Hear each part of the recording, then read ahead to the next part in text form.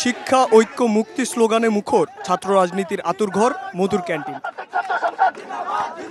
আত্মপ্রকাশ হলো জুলাই অভ্যুত্থানে নেতৃত্বদানকারী ছাত্রদের নতুন সংগঠন বাংলাদেশ গণতান্ত্রিক ছাত্র সংসদে। বুধবার বিকেলে ৩টায় শুরু হওয়ার কথা থাকলেও ঘণ্টা ২ পেরিয়ে ৫টার সময় মধুতে আসেন ছাত্রনেতারা।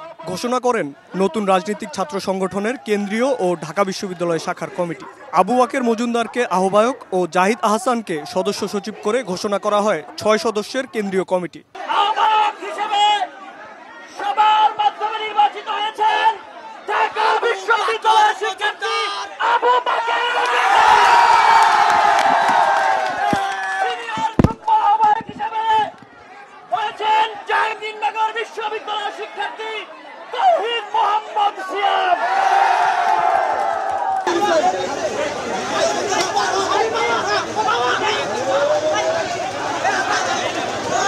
এদিকে নতুন ছাত্র সংগঠনের আত্মপ্রকাশকে ঘিরে মধুর ক্যান্টিনে বিক্ষোভ ও হাতাহাতির ঘটনা ঘটে।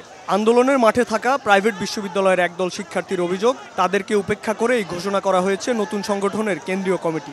শুরু হয় বিশৃঙ্খলা। তাড়াহুড়ো করে কমিটি ঘোষণা করেই বেরিয়ে যান নতুন রাজনৈতিক সংগঠনের নেতৃবৃন্দ।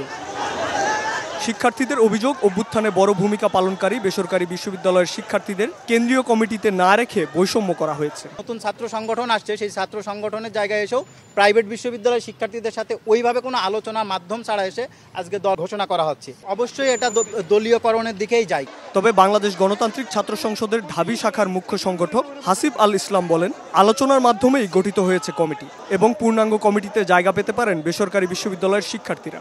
বাংলাদেশ গণতান্ত্রিক ছাত্র সংসদ একটি স্বতন্ত্র ছাত্র সংগঠন।